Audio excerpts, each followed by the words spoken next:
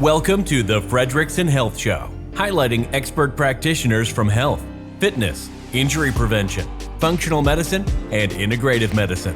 If you are into upgrading and optimizing your health, this podcast is for you. This podcast is for educational purposes only and not intended to be used as personalized medical advice. And now, here is your host, Dr. Robert Fredrickson. Beth, thanks so much for coming on today. We are so excited to talk and pick your brain about nitric oxide and what it is, how important it is for us, and because I don't think nitric oxide gets the love it deserves. What do you think about nitric oxide? It does not, right? No, it doesn't. So nitric oxide, the miracle molecule. It actually, it touches every single physiological function. Nothing functions correctly without nitric oxide. So in 1998, 3 men won the Nobel Prize for their work on nitric oxide.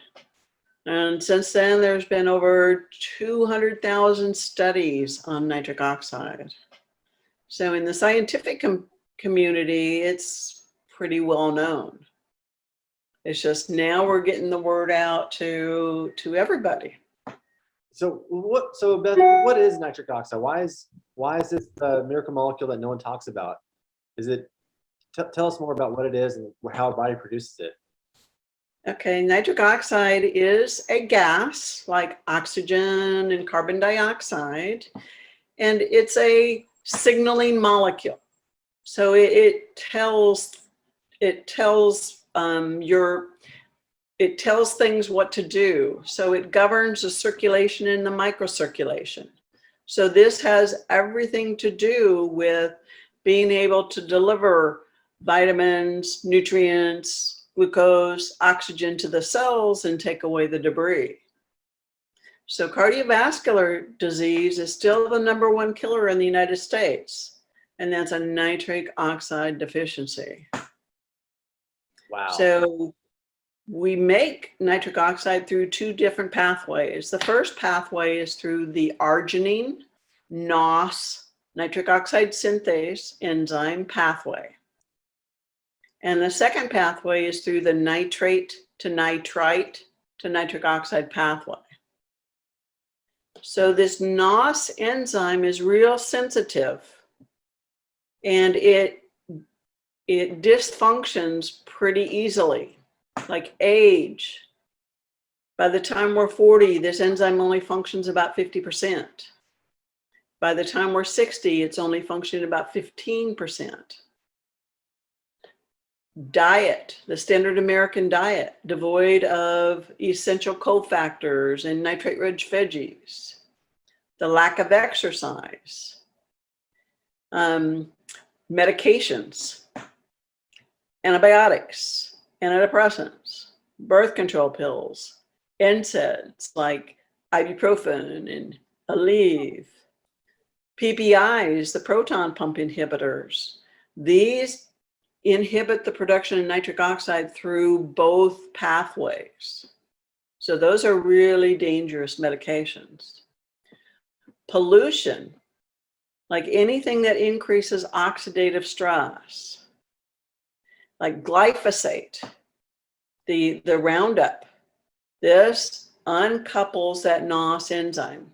So what I mean by uncoupling the NOS enzyme, when NOS is uncoupled, it doesn't make nitric oxide, it actually makes superoxide.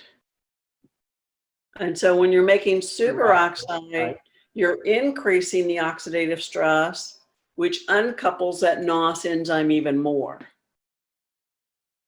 So genetic SNPs, like anything in the NOS enzymes, anything that has to do with oxidative stress, the SOD, the catalase, anything that has to do with the production of BH4, your DHFR, your QDPR. Can you explain MTHFR. If you have MTHFR SNPs, you're by definition nitric oxide deficient. Awesome. And that's about 40% of us. 40%. So Beth, let's back up a little bit. Because you mentioned some SNPs, some genetic polymorphisms that some listeners may or may not be aware of. Could you go over what those four mean? I mean, MTHFR, right, methylation gene. So many people are deficient in that one. But what were the other ones you mentioned?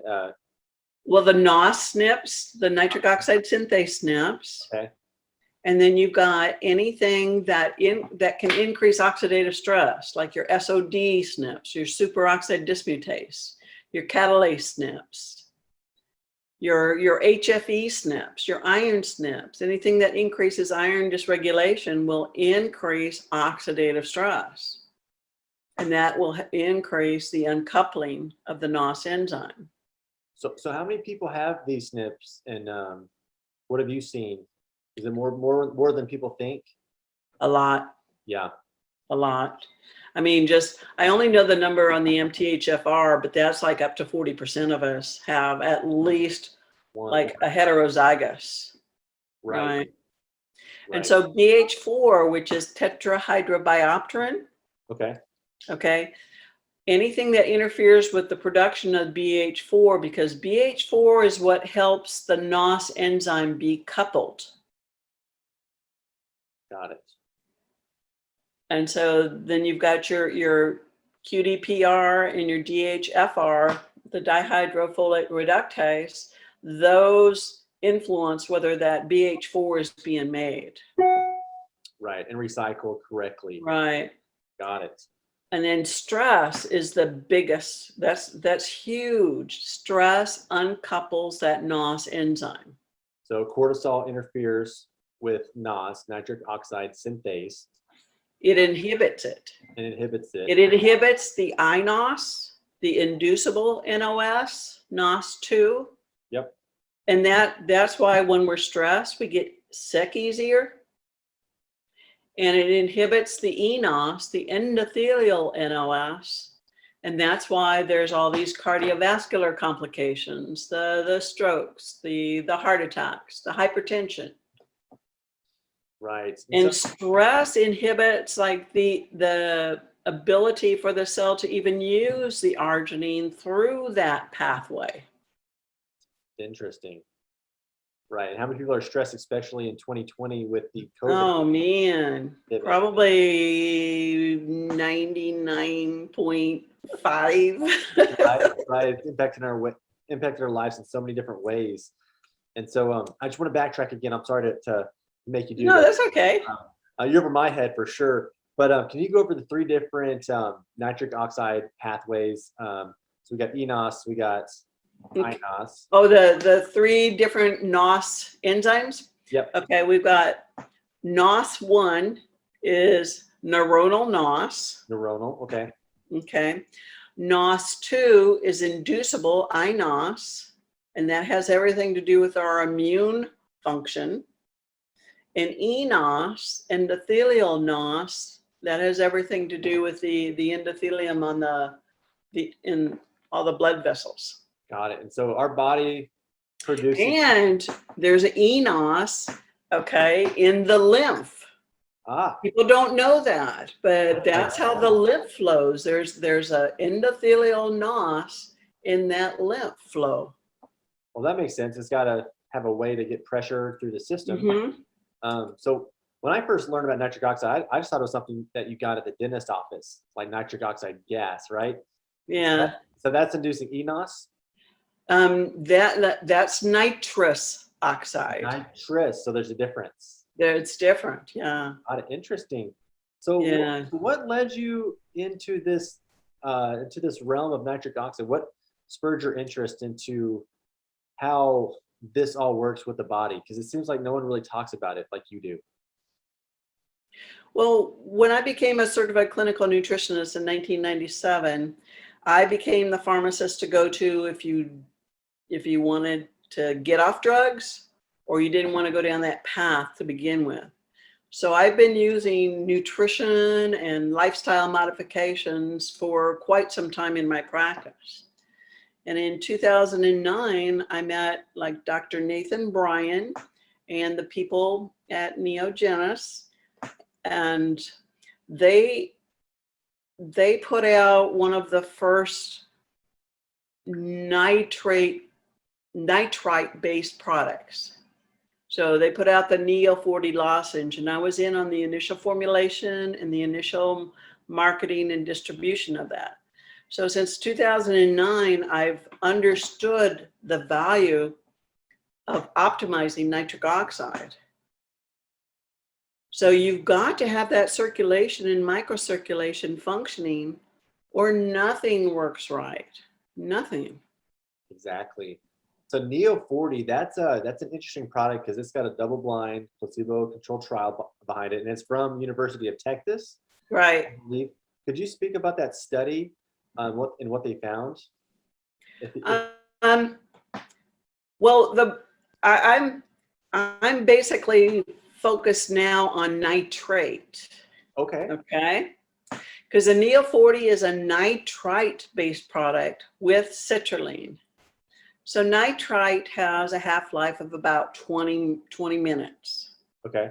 Nitrate has a half-life of 6 to 8 hours. Okay. So for the past couple of years, I've been focusing on nitrates because they last longer in the body, and they seem to work a little better. Okay. What's an example of a nitrate versus a nitrite? So the Berkeley Life Professional is a nitrate-based product. Okay. And they've got clinical studies proving that works too. In fact, there was one published last year. It takes a lot to get things published. Right. There's 3 clinical studies showing it works, but so far only one's been published. Got it. We're working on the other ones. Nice. So is citrulline and arginine, are those examples of nitrites? No, citrulline and arginine. See, the arginine NOS enzyme. Okay, so the NOS enzyme uses arginine. However, the cell doesn't even pull in arginine to feed into that NOS enzyme itself. What it does is use the citrulline, makes its own arginine to feed that NOS enzyme. However, when you're using those amino acids, though, you're just assuming that NOS enzyme is functioning. Ah. Okay, and remember I just said that, by the time we're 40, that NOS enzyme is only functioning about 50%.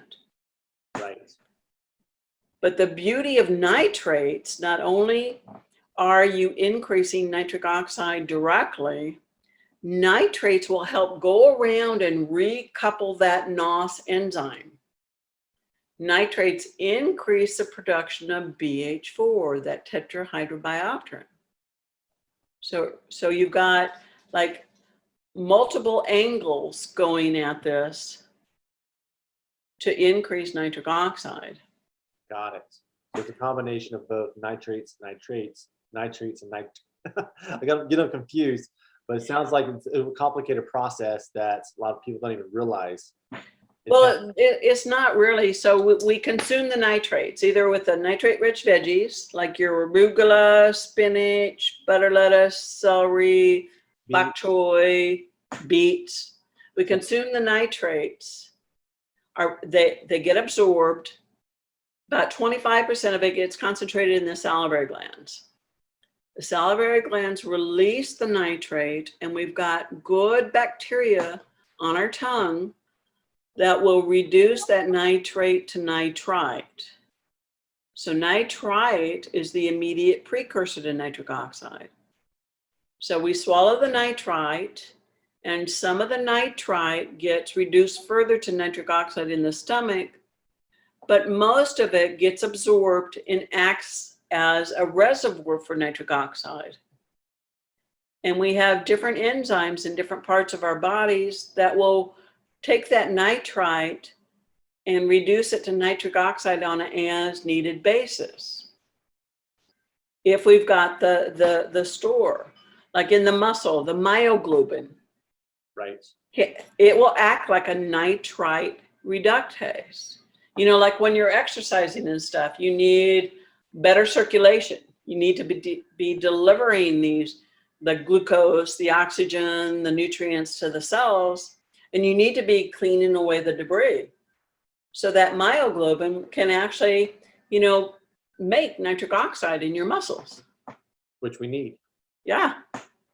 So you mentioned something interesting, and so I want to talk about this. You mentioned about Okay. bacteria on the tongue, and Yeah. I've heard this before. That mouthwash. I would love to hear your thoughts on this. What are your thoughts on mouthwash not being as healthy as we thought it was because it's washing away some of these nitric oxide producing or supporting bacteria? It's not healthy at all. So I get everybody off the mouthwash. I get everybody off of the whitening toothpaste that has the hydrogen peroxide in it. Okay. I get everybody off the fluoride toothpaste because fluoride is antibacterial. Interesting. So interesting. yeah, like these, like the mouth is part of the digestive system. So we've got the bacteria, we've got a microbiome going all the way down. And in fact, about 45% of the bacteria that are in the mouth are the same bacteria that are in the large intestine. So if you've got dysbiosis, if you've got a like intestinal, like not a healthy gut, more than likely you're not going to have a healthy mouth, microbiome in the mouth. But the cool thing about nitrate supplementation, though, it helps support the healthy bacteria. It increases the number of and the population of this good bacteria in the mouth, in the gut, actually in the vagina, on the skin, in the urinary tract. Anywhere there's a microbiome, nitrates will support that microbiome. That's amazing. And with continued supplementation, you actually rebuild that healthy microbiome in your mouth as long as you're not killing it off with mouthwash or antibiotics. Well, I want to go over this again. We talk so much about the gut, the microbiome, being the second brain, 70–80% of the immune system. But we don't talk a lot about the mouth, and we don't talk a lot about mouthwash because I think there's a study, you probably know the study off the top of your head, but it was a study looking at athletes working out, eating healthy, but still using mouthwash, and they found that their vessels didn't get any benefit from the exercise. Precisely. Can you go over that study? That's so interesting. I don't know that particular study, but Dr. Bryan did a study using chlorhexidine, which is a prescription mouthwash. And within 7 days of using this chlorhexidine, it decreased the production of nitric oxide 90%. So people's blood pressure started to raise by the second day of using this chlorhexidine. That is, wow, that is very, very enlightening and very crazy. It is. Because you wouldn't think something so innocuous like mouthwash could do something like that. But that's why we do these podcasts, because knowledge is power. So we need marketing, big marketing. Yeah. What species of bacteria, Beth, does this and produces or supports the nitric oxide pathways? I don't know those right offhand. Are they aerobic, anaerobic? Just one. Anaerobic. Anaerobic. Anaerobic. Yeah. Got it. And they're more on the more back of the tongue, more the on the dorsal aspect, back in the tongue. Yeah. Okay, in the crypt. So if you brush the front of your tongue, you're okay. But if you start getting towards the back, no. Actually, Dr. Bryan found that if you brush your tongue, cleaning your tongue will actually increase your good bacteria. Okay, that's good to know. Yeah, so clean your tongue, cut out the mouthwash. Get out the fluoride. Yeah. So, interesting. So, any new studies that you've seen recently? I know you're working on one that I want to talk to you about. But before we dive into those, let's talk about how nitric oxide can have an impact on hormones, on sexual health, and on mental health. Okay. Well, As women, we can hold on to our nitric oxide production pretty good until we hit menopause. Once we hit menopause, it kind of evens out like men. So hormones influence that enos, the endothelial nos. Testosterone supports it, estrogen supports it, progesterone supports it, thyroid supports it. Two main hormones inhibit that enos, and that is cortisol and prolactin. But all of these other hormones support enos. So, you know, keeping healthy hormone levels is important for cardiovascular health. It's important for brain health. You've got to have optimal circulation and microcirculation in the brain to be able to get the glucose that the brain needs, the nutrients, the oxygen. Do you know the red blood cell requires nitric oxide in order to deliver oxygen to the cell? And then you've got to clear away the debris, because whenever, you know, anything is working hard, there's going to be debris. Right, right. But no one talks about this. Is that because that there's not a very good way to test for nitric oxide? I mean, it's not like a lab you can run in the serum. So, what, you know, besides... Yeah, it's hard to test for nitric oxide, but Berkeley Life does have a test strip, and it tests the nitrite concentration in your saliva. Because remember I said, like, the salivary glands release a nitrate, and you've got the nitrite in your saliva. So the test strip will test your ability to take that nitrate and make it into nitrite. And nitrite is the immediate precursor to nitric oxide. And in our studies, we have shown that the salivary and the blood levels of nitrate and nitrite correlate with nitric oxide levels on decreasing the blood pressure. But there's a lot of other studies that have shown that the salivary levels of the nitrite correlate with nitric oxide levels in the body.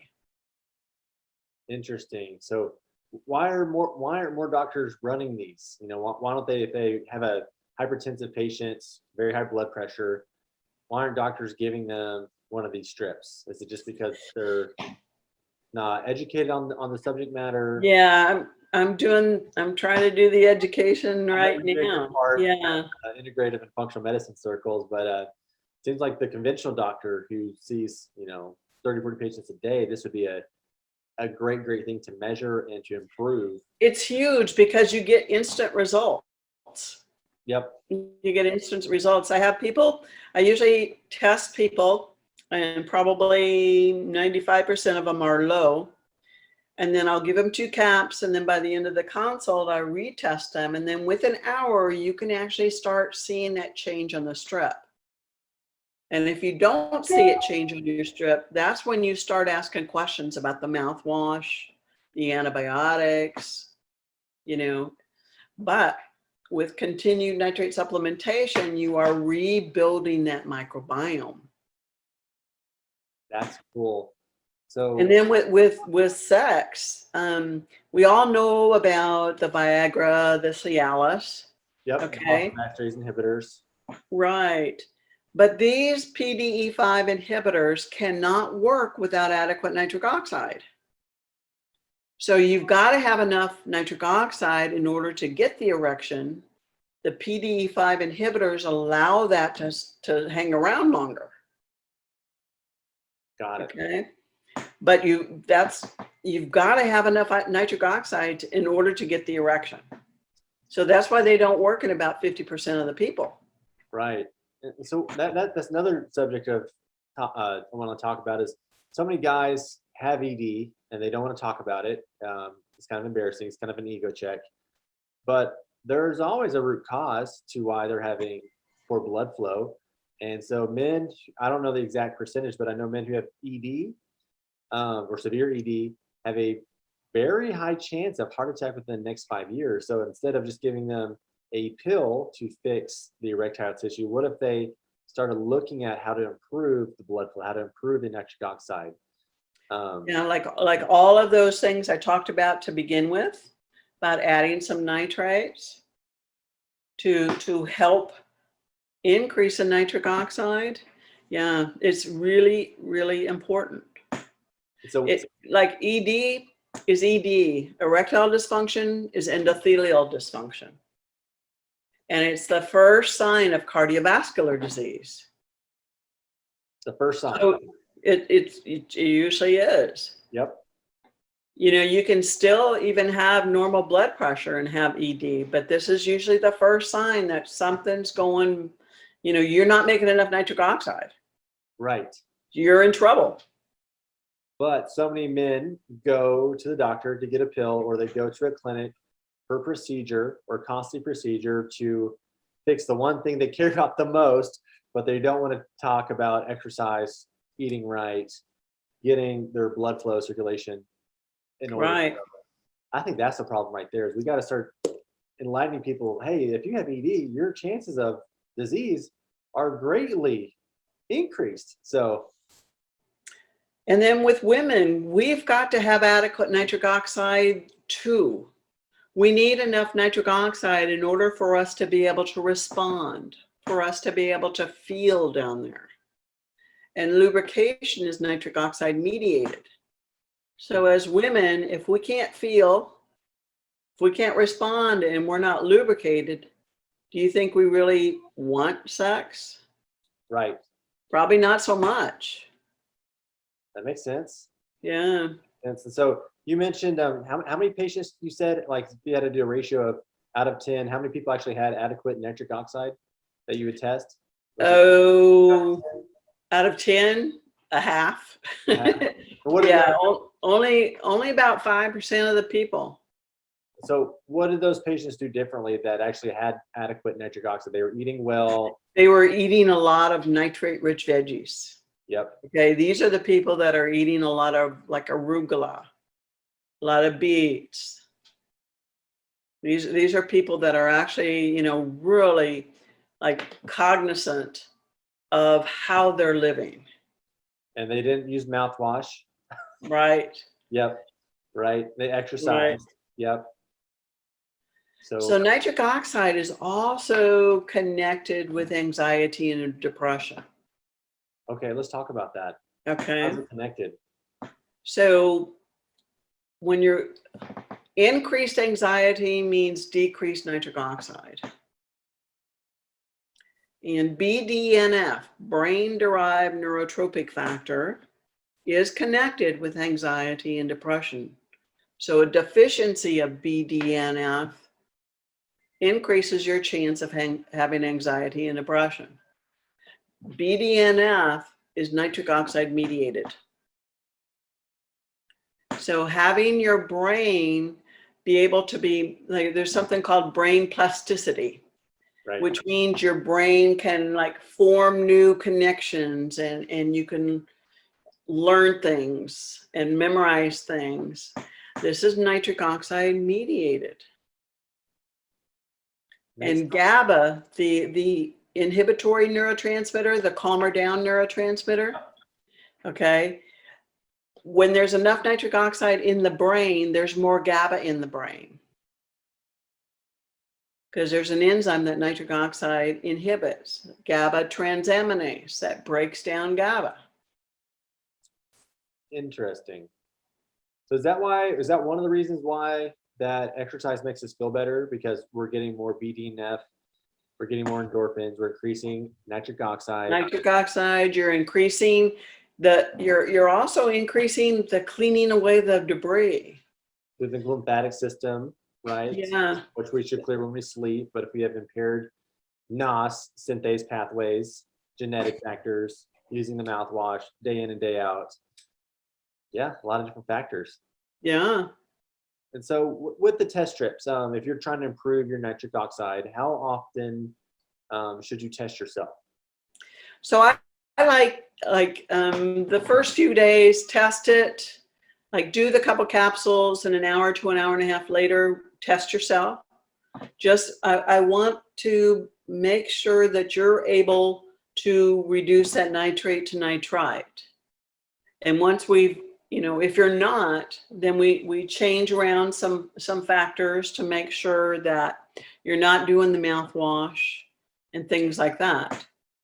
So after you've learned that, you can kind of tell, you don't have to do it every day. Got it. But if I'm working with somebody and we're doing something specific, like we're working on bringing down their blood pressure, then I will have them test again later on during the day so that to see if they need more support later on during the day. So I like 2 capsules in the morning and then maybe some nitrate rich veggies at lunch and at dinner. And then recheck yourself in the evening to make sure that you kept your level up. So I use 2 capsules twice a day myself because I have a lot of oxidative stress.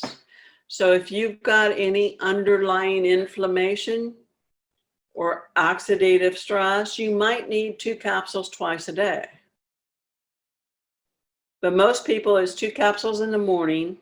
If you're working with anybody with sexual dysfunction, have them take 2 in the morning and then another 2 about an hour prior to activity.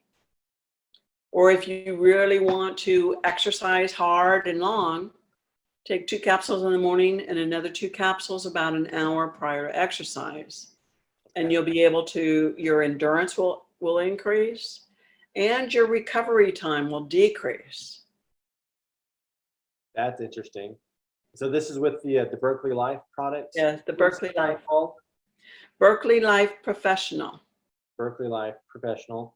What is in the what is in the product, like the ingredients? It's a nitrate-based product, but also there's a little bit of vitamin C in there. And vitamin C helps not only acidify the stomach, so some of that nitrite can be made into nitric oxide in the stomach, but also when the NOS enzyme uses that BH4 to transfer electrons down to make the nitric oxide from the arginine, BH4 then is oxidized to BH3.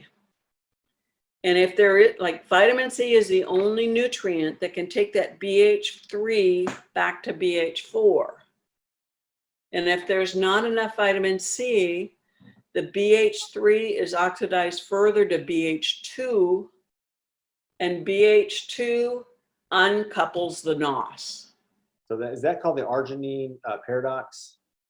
Or basically it's getting recycled into more pro-inflammatory states, going from oxidized, or going from reduced to oxidized, where it could be better served if you had more acidic environment with the vitamin C or the ascorbic acid. Does that make sense? Am I butchering that? Yeah, I don't know what the arginine paradox is. Well, I've just been doing some research into the quercetin paradox. And so basically, quercetin's a hot topic with COVID, and I want to talk about that with nitric oxide. But quercetin, when it gets recycled, if you don't have enough thiol groups or vitamin C, and also to a lesser extent glutathione, the quercetin, when it's fighting free radicals, it gets used up and it's got to get recycled. And so some of these compounds can actually get recycled to more of a pro-inflammatory state.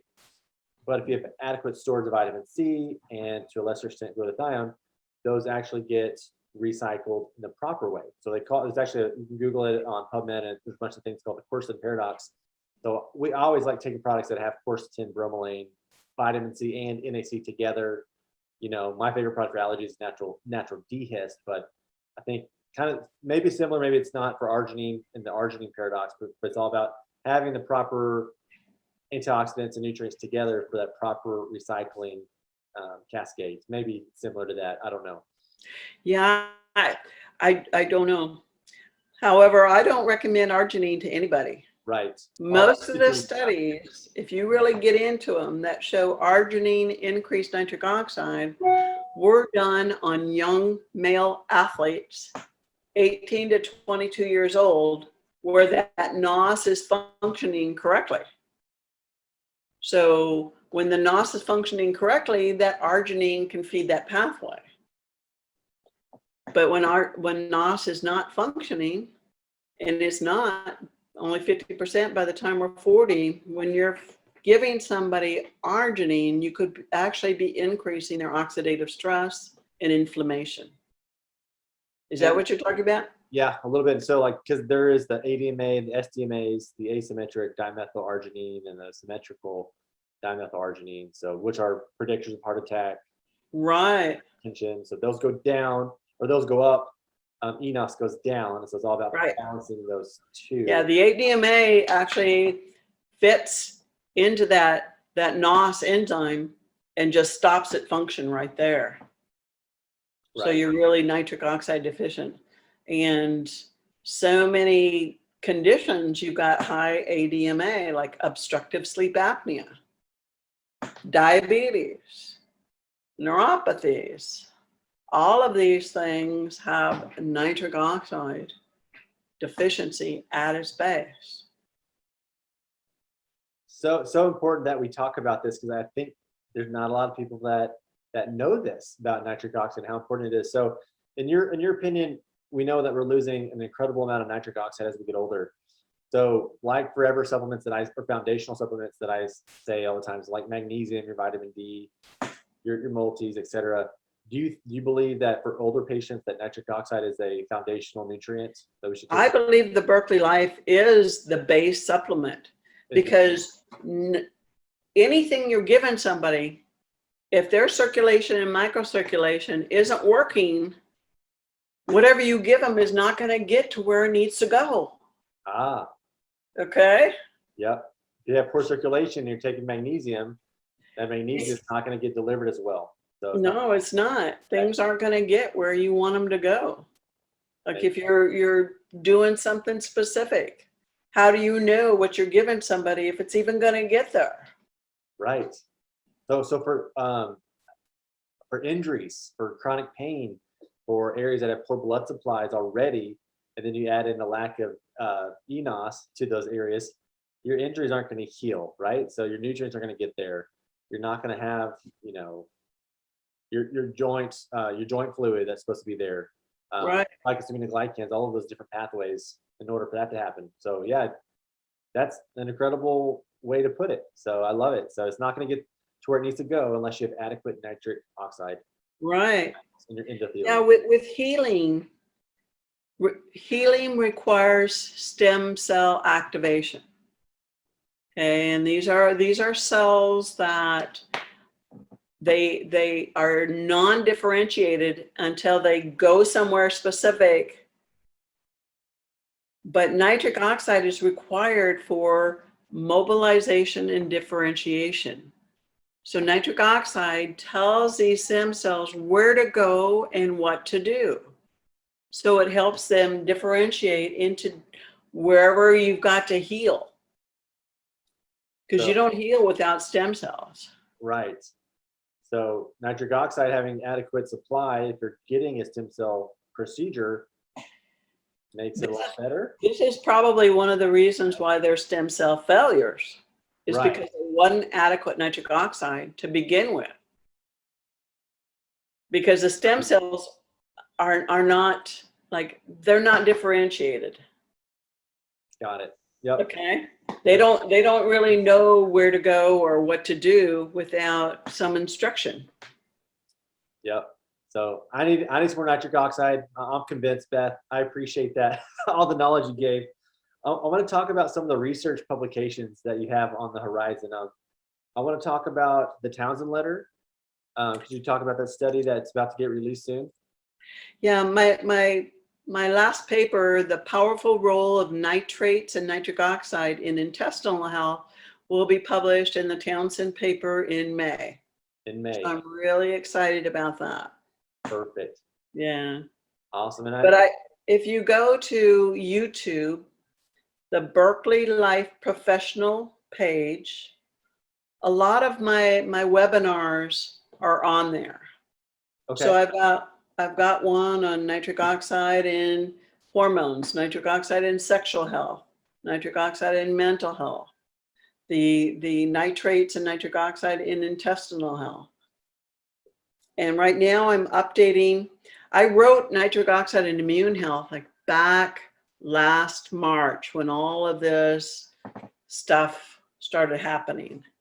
So I wrote a paper on that where all of the comorbidities, all of these people that are contracting the virus have a nitric oxide deficiency at the base. Okay, they have cardiovascular disease. They're obese. They have diabetes. They have autoimmune. They have COPD. These are all nitric oxide deficient states. And so the nitrates and nitrite and nitric oxide will actually decrease the cytokine storm. So when you get exposed and you get sick with the virus, your inflammatory molecules kind of go crazy. Right. And it depletes the nitric oxide even more, and that's when all of this, the thrombosis and all of these other like cardiovascular issues come up. Elevated fibrinogen. Right. Yep. Right. And so by optimizing the nitric oxide, you actually downregulate that cytokine storm.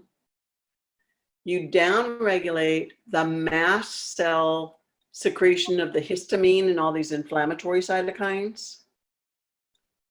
Okay, nitric oxide has everything to do whether you clot or not, the thrombus. Vital, vital, vital. Right. And so my next paper is going to be like a lot came out in this last year. So my next paper that is at the editors right now is the nitric oxide in immune health. And so I've gone a little bit deeper into it, into how all of these issues that make you more susceptible to get it are nitric oxide deficient states, and how if you don't optimize your nitric oxide, it's going to be real challenging for you to get better.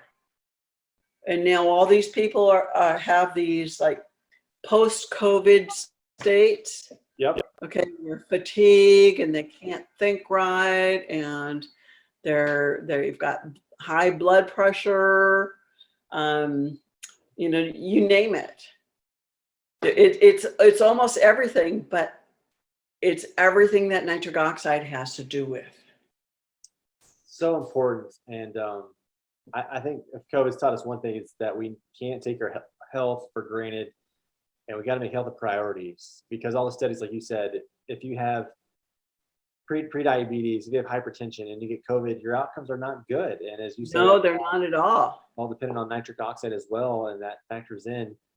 And so, yeah, I think if anything, people should start looking at this. Maybe they should reach out to you or reach out to Berkeley and get a test strip and test your nitric oxide and find ways to boost this. And so for anyone listening and they're interested in where to find the test strips or where to find the products, where can they find those at, Beth?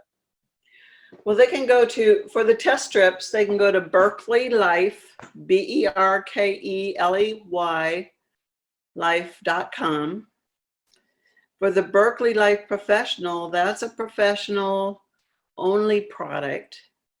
So if you are a practitioner, you can contact Donna at berkeleylife.com, or we could probably even set you up with an elite account so that people can purchase that even from you. I appreciate that. So we also have people that aren't practitioners and people that are like really interested in their health. Where could they find their products if maybe they don't have a health practitioner? Could they go to a compounding pharmacy or?